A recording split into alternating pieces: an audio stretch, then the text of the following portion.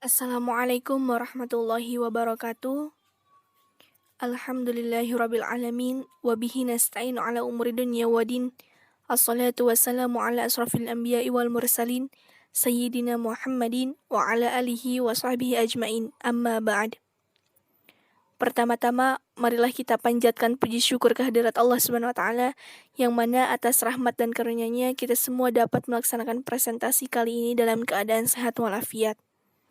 Salawat serta salam semoga tetap tercurah limpahkan kepada junjungan kita, yakni Habibana wa Nabiyana Muhammad Sallallahu Alaihi Wasallam, kepada keluarganya, para sahabatnya, dan tak lupa juga kepada kita selaku umatnya yang mudah-mudahan selalu taat dan patuh terhadap ajarannya. Amin ya Allah ya Rabbal Alamin. Sebelumnya, perkenalkan kami dari kelompok 9 yang akan melakukan presentasi pada hari ini dengan tema tentang manajemen kelas. Di sini saya Salma Oktavia selaku moderator dan ada rekan saya Teh Adila Fauzia selaku pemateri. Selanjutnya ada Teh Gina Faujina selaku pemateri dan yang terakhir ada Teh Mita Selamat Az-Zahra selaku pemateri.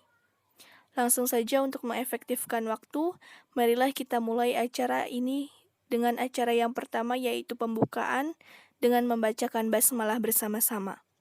Bismillahirrahmanirrahim. Berlanjut ke acara yang kedua yaitu pemaparan materi yang akan disampaikan oleh Teh Adila, Teh Gina, dan Teh Mita. Kepadanya saya persilahkan. A. Pengertian manajemen kelas. Rusidi menjelaskan bahwa kata manajemen berasal dari bahasa Inggris manajemen yang berarti ketatalaksanaan, tata pimpinan dan pengelolaan. Secara istilah, yang dimaksud pengelolaan adalah suatu proses pengawasan yang dilakukan terhadap semua hal yang terlibat dalam pelaksanaan kebijakan dan pencapaian tujuan. Sedangkan kelas adalah sekelompok orang yang melakukan kegiatan belajar bersama yang mendapatkan pembelajaran dari guru. B. Tujuan manajemen kelas. Sebagai usaha guru dalam menata kelas agar kelas menjadi merangsang dan penuh akan motivasi untuk memunculkan proses belajar mengajar yang efektif dan efisien. Pengelolaan kelas tidak bergantung pada segi fisik seperti kondisi ruang dan fasilitasnya, tetapi juga segi emosional dan intelektual peserta didik. Semua itu harus terencana dengan baik oleh guru, sehingga kegiatan pembelajaran di kelas tidak membosankan bagi peserta didik, tetapi justru dapat terus menumbuhkan semangat dan motivasi untuk belajar. C. Prinsip-prinsip manajemen kelas diantaranya sebagai berikut. 1. Hangat dan antusias. 2. Tantangan. 3. Bervariasi. 4. Keluasan. Yang kelima, penekanan pada hal-hal yang positif. 6. Penanaman disiplin diri.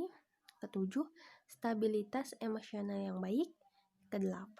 Kesederhanaan. Dan lalu 9 adalah adil.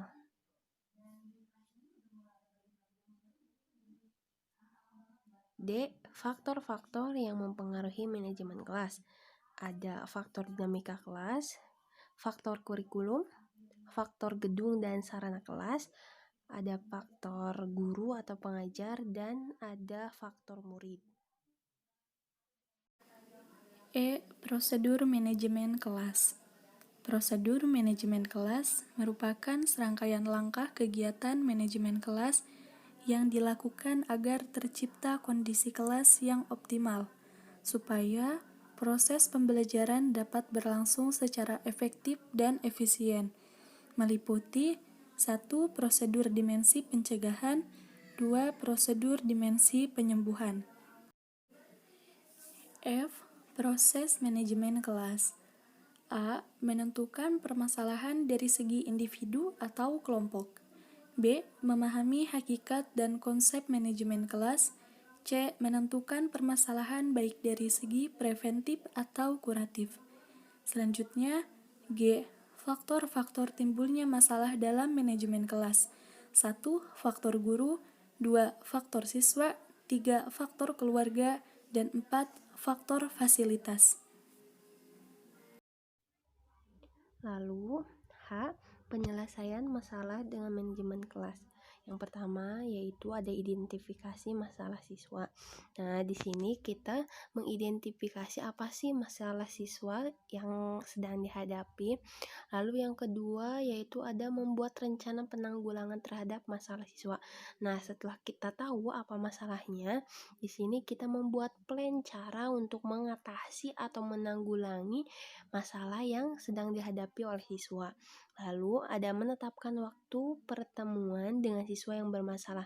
Nah, setelah kita tahu plannya bagaimana, akan seperti apa maksudnya, baru kita menetapkan waktu untuk bertemu dengan siswa yang sedang bermasalah.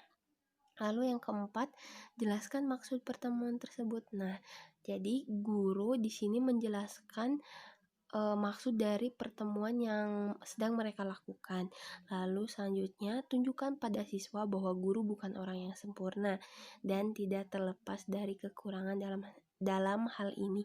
Nah, di sini guru pun memberi obrolan atau nasihat bahwa guru pun tidak selalu benar, tidak selalu sempurna dan tidak terlepas dari kekurangan.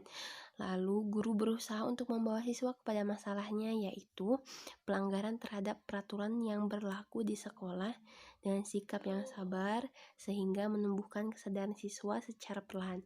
Nah, di sini setelah guru menunjukkan bahwa beliau pun tidak terlepas dari kekurangan, baru guru membawa siswa untuk masuk ke obrolan kepada masalah tentang pelanggaran yang dilanggarnya di sekolah dengan sikap yang sabar, jangan sampai terlalu memaksa atau memarahinya, bahkan sehingga jika marah-marah atau bagaimana siswa pun terkadang susah masuk untuk dinasehati. Nah, mungkin untuk di sini guru harus lebih sabar sehingga siswa dapat mengerti secara perlahan.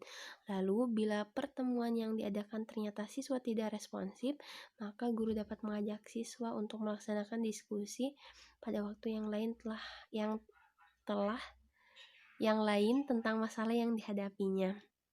Jadi jika pertemuan itu tidak ada respon yang baik dari siswanya, guru dapat mengajak siswanya untuk melakukan pertemuan kembali.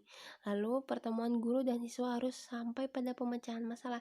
Jangan sampai sudah ada beberapa kali pertemuan, masalah itu tidak terpecahkan gitu. Jadi guru harus bisa memecahkan masalah tersebut.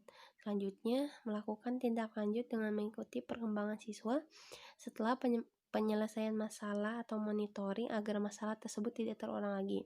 Nah, setelah siswa paham, guru harus bisa memonitoring siswanya agar tidak melakukan hal atau pelanggaran tersebut lagi. Begitu. Terima kasih kepada pemateri yang sudah menyampaikan materinya dengan baik. Mungkin dicukupkan sekian presentasi dari kelompok kami. Bila ada salah-salah kata, mohon dimaafkan. Kurang lebihnya mohon maaf. Wabillahi taufiq wal hidayah. Wassalamualaikum warahmatullahi wabarakatuh.